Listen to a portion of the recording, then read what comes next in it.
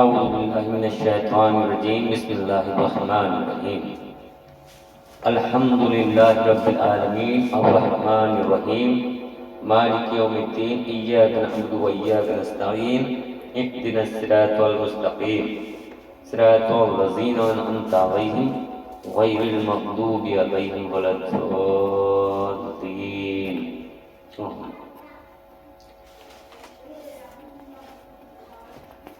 شروع کرنے سے قبل سبھی کو السلام علیکم ورحمۃ اللہ وبرکاتہ۔ یہاں سے سیرت النبی صلی اللہ علیہ وآلہ وسلم کی سیریز کا دوسرا پارٹ شروع ہو رہا ہے۔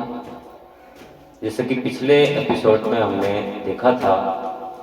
اور سنا تھا کہ حضرت ابراہیم علیہ السلام کا انتقال ہو گیا، ان کے بعد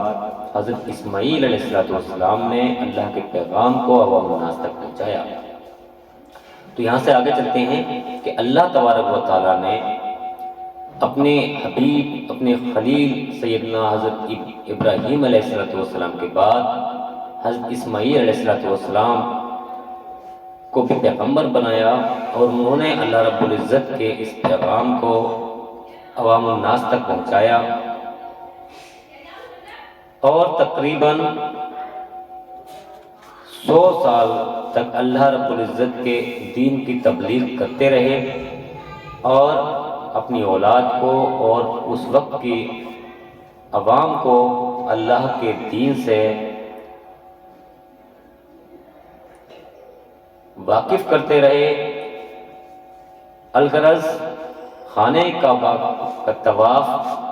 اس قدر عام ہو گیا کہ لوگوں میں خانہ کعبہ کی محبت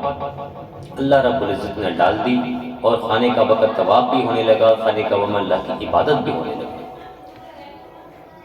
اب وقت وہ آ گیا کہ حضرت اسماعیل علیہ السلام بھی اس دار فانی سے رخصت ہو گئے۔ تقریباً 100 سال اللہ رب العزت کے دین کی خدمت کرتے ہوئے آپ بھی اس دار فانی سے کوچ کر جاتے ہیں۔ اب آپ کی اولاد اس ذمہ داریوں کو اٹھاتی ہے، اور خانہ کعبہ کی انتظامات کی ذمہ داریاں، صفائی کی ذمہ داریاں، اور وہاں پر آنے والے لوگوں کے لیے انتظام کرنا، اور اللہ کی عبادت کے لیے اس گھر کو صاف ستھرا رکھنا، تو یہ ساری ذمہ داریاں آپ کی اولاد بخوبی نبھانے لگی۔ اب ہوا یہ کہ آپ کی جب اولاد میں تعداد بڑھی تو آپ کی کچھ اولاد مکے کو چھوڑ کر کے آس پاس کے اور شہروں میں جا کر بسنے لگی۔ الغرض خانہ کعبہ کی چابیاں آپ ہی کی اولاد کے پاس رہتی تھیں، اور جیسے جیسے وقت گزرتا گیا آپ کی اولاد میں وہ خانہ کعبہ کی چابیاں بٹنے لگیں، یہاں تک کہ کعبے کے قریب جو انتظامات تھے وہ آپس میں آپ کی اولاد نے بانٹنے شروع کر دی۔ یعنی پانی کا ڈپارٹمنٹ کسی نے بانٹ لیا، کسی بھی چیز کا ڈپارٹمنٹ، ہر ایک الگ الگ ڈپارٹمنٹ تھے وہ انہوں نے بانٹ لیا۔ یہاں تک کہ جب بہت سے لوگ وہاں پر حج کے اعتبار سے حج کرنے کے لیے وہاں پر آنے لگے، تو اور یہاں تک کہ جب آپ کے اولاد جو دوسرے شہروں میں جا کر رہنے لگے، ان میں سے بھی کچھ، اور باقی آنے والے لوگوں کے اعتبار سے بھی سب، کیونکہ ان کے دلوں میں اللہ رب العزت نے خانہ کعبہ کی محبت ڈال دی تھی۔ اب ہوتا یہ ہے کہ وہ جب محبت میں اس قدر عروجیت کرنے لگے کہ وہ جب حج کے دوران خانہ کعبہ کے پاس آتے تھے تو خانہ کعبہ کے آس پاس کے پتھروں کو بھی بطور تبرک لے جانے لگے، اور ان کی بھی خانہ کعبہ کی ہی طرح عزت کرنے لگے، یہاں تک کہ دھیرے دھیرے کر کے اب وہ ان پتھروں سے بھی شفا لینے کے قائل ہو گئے۔ وہ انہیں دھو دھو کر مریضوں کو پلانے لگے، اور اس طرح سے دھیرے دھیرے جو ابراہیم علیہ السلام کا دین تھا اس میں لوگوں نے تبدیلیاں شروع کر دی۔ اب ہوتا یہ تھا کہ جو پتھر وہ ساتھ لے جاتے تھے ان پتھروں کا وہ طواف بھی کرنے لگے، ان سے توکل بھی رکھنے لگے، اور بڑی عزت کرتے تھے ان پتھروں کی کہ یہ خانہ کعبہ کے پاس کا پتھر ہے۔ اب وقت جیسے جیسے گزر گیا کہ وہ ایک ابراہیم علیہ السلام کے دین کو ماننے والے آج ایسا ماحول بن گیا کہ وہ پتھروں کی بھی تعظیم کرنے لگے، کیونکہ شیطان تو اپنا وار دیکھتا ہے کہ وہ جس انسان کو اللہ اور اس کے رسول کی محبت میں زیادہ پاتا ہے تو اسے عروجیت کی طرف لے جانے کی کوشش کرتا ہے۔ یہی ہوا ان کے ساتھ میں کہ انہوں نے اپنے پیغمبر کی تعلیمات کو چھوڑتے ہوئے نئی نئی بدعتیں اس میں داخل کرنا شروع کر دی، اور یہاں تک کہ جب کوئی نیک انسان اس دار فانی سے چلا جاتا تھا تو لوگ اس کی تصویر یا اس کی مورتی بنا لیا کرتے تھے، یہاں تک کہ ابراہیم علیہ السلام کے دین کو اس طرح سے تبدیل کر دیا گیا کہ مثل انجم افق قوم پہ روشن بھی ہوئے، بت و پتھر کی محبت میں برہمن بھی ہوئے، شوق پرواز میں مہجور نشے من بھی ہوئے، بے عمل تھے ہی جوان دین سے بدزن بھی ہوئے، ان کو تہذیب نے ہر بند سے آزاد کیا، لا کے کعبے سے صنم خانے میں آباد کیا۔ اور بات یہیں تک نہیں رکی، انہوں نے اپنے علماء، اپنے رہبانوں اور اپنے درویشوں کو اللہ کے مقابلے پہ حاجت روا اپنا رب بنا لیا تھا۔ جب وہ انتقال فرمایا جایا کرتے تھے تو ان کی قبروں کو سجدہ گاہ بنا لیا کرتے تھے، ان سے دعائیں منتیں کیا کرتے تھے، جس کے متعلق مسند احمد میں ایک حدیث ہے 7352 نمبر، اور یہ حدیث روایت کر رہے ہیں حضرت ابو ہریرہ رضی اللہ تعالیٰ عنہ۔ وہ فرماتے ہیں کہ نبی کریم صلی اللہ علیہ وآلہ وسلم دعا فرماتے تھے کہ اللہ میری قبر کو بت نہ بننے دے۔ غور کرنے کا مقام ہے، کیونکہ پچھلے امتوں میں یہی ہوا، جب کوئی پیغمبر یا کوئی نیک انسان دنیا سے چلا جاتا تھا تو آنے والے لوگ ان کی قبر پر سجدے شروع کر دیا کرتے تھے، ان سے منتیں حاجت روائی کرانا شروع کر دیتے تھے، ان سے منتیں کرنا شروع کر دیتے تھے، اللہ کا توکل جو رکھنا تھا وہ ان سے توکل رکھنا شروع کر دیتے تھے۔ اس لیے اللہ کے رسول نے ارشاد فرمایا یا اللہ تو میری قبر کو بت نہ بن دے، اور فرمایا کہ ان لوگوں پر اللہ کی لعنت ہو جو اپنے نبیوں کی قبروں کو سجدہ گاہ بنا لیا کرتے۔ ایسے ہی ہوا کہ وہ قوم جو حضرت ابراہیم علیہ السلام کے دین پر چلنے والی تھی، آہستہ آہستہ ان کی اولادوں میں تبدیلیاں آئیں اور وہ اس دین کو بھولتی چلی گئی کہ وائی سے قوم کی وہ پختہ خیالی نہ رہی، وائی سے قوم کی وہ پختہ خیالی نہ رہی، برق طبعی نہ رہی، شعلے مقالی نہ رہی، رہ گئی رسم ازاں روح بلالی نہ رہی، فلسفہ رہ گیا تلقین غزالی نہ رہی، مسجدیں مرثیاں خواہیں کہ نمازی نہ رہے، یعنی وہ صاحب اوصاف حجازی نہ رہے۔ آج بھی یہی حال ہے تقریباً۔ اسی کے متعلق اللہ رب العزت ارشاد فرماتا ہے کہ انہوں نے اپنے علماء کو، اپنے رہبانوں کو، اپنے درویشوں کو رب بنا لیا تھا اللہ کے مقابلے پر۔ اسی کی تصدیق کرتی ہوئی اللہ رب العزت نے ایک قرآن کریم آیت نازل فرمائی سورہ توبہ کی آیت نمبر 31 میں۔ انہوں نے اپنے علماء اور مشائخ اور مسیح ابن مریم کو اللہ کے سوا خدا بنا لیا، حالانکہ ان کو یہ حکم دیا گیا تھا کہ خدائے واحد کے سوا کسی کی عبادت نہ کریں، اس کے سوا کوئی معبود نہیں، اور وہ ان لوگوں کی شریک مقرر کرنے سے پاک ہے۔ اللہ ارشاد فرماتا ہے اتخذوا، اور انہوں نے اخذ کر لیا تھا، بنا لیا تھا، احبارہم اپنے علماء کو، ورہبانہم اور اپنے درویشوں کو، اولیاء اللہ کو، اربابم اپنا رب،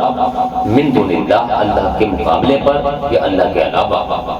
والمسیح ابن مریم اور مسیح ابن مریم علیہ السلام کو بھی اپنا رب بنا لیا کرتے تھے۔ اللہ کے مقابلے پر انہیں حاجت روا اس طرح کے عقائد میں ان سے منسوب کر دیے تھے، بلکہ اللہ تعالیٰ کا بیٹا بنا لیا تھا، نعوذ باللہ۔ وما امیروا، اور وہ جبکہ نہیں حکم دیے گئے تھے، الا سوائے اس کے لیے یا عبدو کہ وہ عبادت کریں، البتہ وہ عبادت کریں الہ واحدہ ایک اکیلے اللہ، جبکہ وہ حکم دیے گئے تھے اس کے لیے کہ وہ ایک اللہ کی عبادت کریں، لیکن انہوں نے اس حکم کو نہیں مانا اور انہوں نے نئی بدعتیں کرنا شروع کر دی۔ لا الہ الا ہوا، بے شک اس کے سوا کوئی معبود نہیں، وہ اکیلا معبود ہے اللہ رب العزت، سبحانہ عما یشرکون، اور بے شک وہ اللہ رب العزت پاک ہے ان چیزوں سے جو ان کا وہ شریک ٹھہراتی ہے، ان ساری شرک کرنے والی باتوں سے اللہ پاک۔ پاک۔ تو غور کرنے کا مقام ہے کہ انہوں نے کس طرح سے اپنے علماء کو، اپنے نیک بندوں کو اس وقت میں جو موجود تھے، جو اللہ کے خاص بندے تھے، اللہ کے نیک بندے ہی اللہ کے ولی ہوا کرتے ہیں، اللہ کے دوست ہوا کرتے ہیں، تو عموماً وہ اپنے اس وقت کے ولی اللہ کو، اللہ کے دوستوں کو، نیک لوگوں کو جب وہ انتقال کر جایا کرتے تھے، ان کی قبر پر جا کر اپنی حاجتیں، منتیں، ان کے سجدے شروع کر دیا کرتے تھے۔ غور کرنے کا مقام کہ آج بھی یہی کچھ دیکھنے کو ملتا ہے، ہمیں اس بات پر احتیاط کرنا چاہیے۔ اللہ رب العزت ایک اور آیت میں ارشاد فرماتا ہے، سورہ یونس کی آیت نمبر 18 میں، وَيَعْبُدُونَ مِن دُونِ اللَّهِ مَا لَا يَضُرُّهُمْ وَلَا يَنفَعُهُمْ، اور یہ لوگ پوجتے ہیں، پرستش کرتے ہیں اللہ کے سوا ایسی چیزوں کی کہ جو نہ انہیں کوئی نقصان پہنچا سکتی ہیں نہ نفع پہنچا سکتی ہیں۔ وَيَقُولُونَ هَؤُلَاءِ شُفَعَاؤُنَا عِندَ اللَّهِ، اب یہ آ گیا ان کا عقیدہ کہ وہ جو اہل مکہ تھے، اہل عرب تھے، وہ یہ نہیں کہتے تھے کہ یہ ہمارے بت جو ہیں یہ کریٹرز آف دی یونیورس ہیں، کائنات کے پیدا کرنے والے، نہیں، کائنات اللہ نے بنائی ہے، مدبر بھی وہی ہے۔ ہاں یہ جو ہیں ہمارے بت، ہم نے جن دیویوں دیوتاؤں کے نام پر یہ تراش رکھے ہیں، یہ لاڈلے ہیں اللہ کے، چہیتے ہیں، یہ یا اولیاء اللہ ہیں بڑے اونچے، مقربین بارگاہ ہیں، یا یہ ہے کہ اللہ کی بیٹیاں ہیں، تو یہ ہماری سفارش کریں گی اللہ کے ہاں۔ ہؤلاء شفعاؤنا عند اللہ، وہ ہمارے شفعاء ہیں، سفارشی ہیں اللہ کے ہاں۔ قل اتنبئون اللہ بما لا يعلم فی السماوات ولا فی الارض، کہیے کیا تم اللہ کو بتانا چاہتے ہو وہ شے کہ جو وہ نہیں جانتا آسمانوں اور زمین میں؟ یہ وہی بات، سبحانہ و تعالی عما یشرکون، بہت پاک اور بلند و بالا ہے وہ اللہ تعالیٰ ان چیزوں سے جو شرک کر رہے ہیں۔ کہ وہ لوگ کیا کرتے تھے۔ کچھ کبھی کبھی یہ لگتا ہے کہ وہ بتوں کی پوجا کرتے تھے، لیکن بت بھی کس کے تھے؟ وہ انسانوں کے ہی بت بنے ہوئے تھے، وہ انسانوں کے ہی بت بنائے تھے انہوں نے۔ اللہ ارشاد فرماتا ہے وَيَعْبُدُونَ، وہ عبادت کرتے تھے، وَيَعْبُدُونَ، وہ عبادت کرتے تھے، مِن دُونِ اللَّهِ، اللہ کے سوا، مَا اس کی، لا يَضُرُّهُمْ، جو انہیں نہ نقصان پہنچا سکتے تھے، وَلَا يَنفَعُهُمْ، اور نہ انہیں وہ فائدہ دے سکتے تھے، وَيَقُولُونَ، اور وہ کہتے تھے کیا، ہؤلائی، یہ جتنے کی ان کی ہم عبادت کرتے ہیں وہ سب کے بارے میں کیا کہتے تھے وہ، یہ سب جو ہیں شفعاؤنا، یہ ہمارے سفارشی ہیں اللہ کے مقابلے پہ، عند اللہ، اللہ کے نزدیک یہ ہمارے سفارشی ہیں، یہ اللہ کے نزدیک ہمارے سفارش کرتے ہیں، تو اللہ ہمارے دعا قبول کر لیتا ہے۔ یعنی ہم ان سے دعا کرتے ہیں، یہ اللہ سے دعا کر کے ہمیں عطا کرا دیتے ہیں۔ تو اس طرح کی باتیں وہ کرتے تھے کہ ہمارے سفارشی ہیں اللہ کے نزدیک۔ اللہ کے ارشاد فرماتا ہے، قل، اے میرے محبوب آپ فرما دو، اتنبئون، تم وہ بات بیان کرتے ہو، وہ بات بتاتے ہو اللہ کو، بما، جو، لا نہیں ہے، یا علم میں، فی السماوات ولا فی الارض، نہ ہی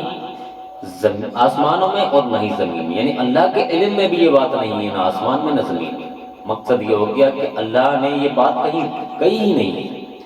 ایسا کچھ ہے ہی نہیں جو اللہ نے سفارش اپنے بنا کر تیار کر دی ہوں۔ اللہ ارشاد فرماتا ہے یہ تو وہ بات بیان کرتے ہیں تو نہ اللہ کے علم میں وہ آسمانوں میں ہے نہ زمین میں۔ سبحانہ، اور اللہ پاک ہے،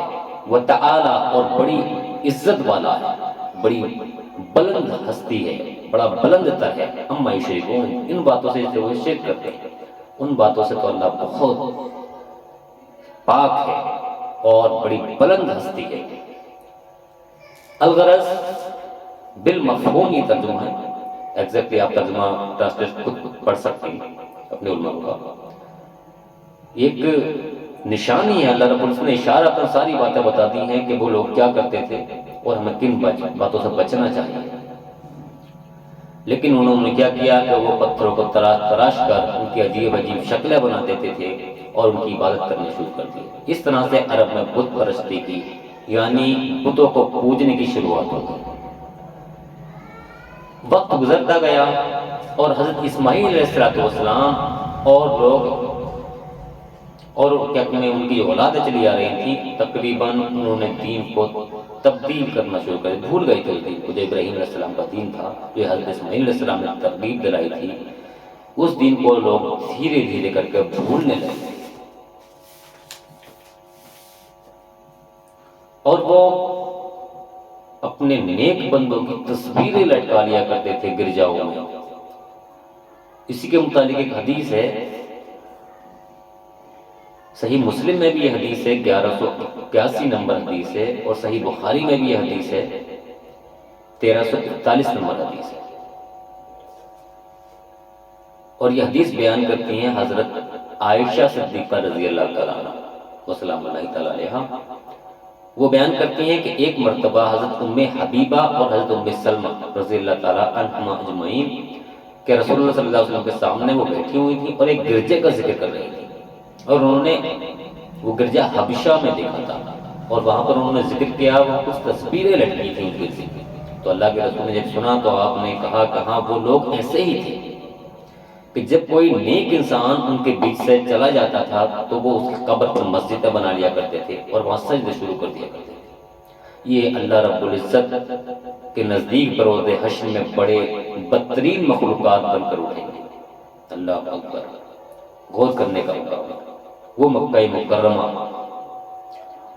جو حضرت ابراہیم علیہ السلام سے منسوب ہے، جو بالکل ٹوٹ کر ایک اللہ کے ہو گئی تھی۔ بت پرستی تو بہت دور کی بات، وہ اللہ کے علاوہ کسی پہ توکل رکھنے کو بھی جائز نہیں سمجھتے تھے۔ سمجھ وہ تو اللہ کا ہر چیز اللہ سے ہی طلب کرنا تھا، اور اللہ نے جتنے بھی انبیاء علیہ السلام کی دعائیں قرآن کریم میں نقل فرمائی ہیں، تمام کی تمام دعاؤں میں اللہ ہی کو پکارا گیا ہے، اللہ ہی پر توکل رکھا گیا ہے، کسی ایک دعا میں بھی اللہ کے علاوہ کسی کو نہیں پکارا گیا ہے۔ الغرض مکے کے اندر ابھی خانہ کعبہ کے اندر کوئی بت نہیں آیا تھا، خانہ کعبہ کے اندر ابھی کوئی بت پرستی سٹارٹ نہیں ہوئی تھی۔ یہ لوگ باہر کے لوگ تھے، باہر کوئی مورتیاں بنا کر، باہر کی تصویریں بنا کر عبادت کرتے تھے، لیکن خانہ کعبہ کے اندر ابھی تک مورتیاں نہیں آئی تھیں۔ اب وقت گزر گیا، ایک شخص تھا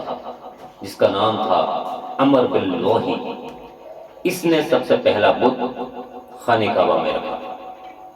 ہوا یہ کہ وہ اپنے زمانے میں مکے کا سردار تھا، اور ایک دن ایسا ہوا کہ اسے کوئی بیماری لاحق ہوئی، وہ اس کا علاج کرانے کے لیے ملک شام گیا، اور وہاں پر کوئی بزرگ کے پاس جب پہنچا تو وہاں اس نے دیکھا کہ کچھ لوگ حبل نامی ایک بت بنایا ہوا انہوں نے، اس کی وہ عبادت کر رہے ہیں، اس سے منتیں حاجتیں طلب کر رہے ہیں۔ وہاں پر وہ گیا تو اسے کچھ اچھا لگا ہوا، بہرحال اس نے وہاں سے ایک بت حبل نامی اٹھا لیا، وہ وہاں سے لے کر آ گیا اور یہ پہلا بت خانہ کعبہ میں رکھوا دیا۔ اللہ اکبر! ابراہیم علیہ السلام نے ہر گندگی سے، ہر نجاست سے خانہ کعبہ کو پاک صاف کیا،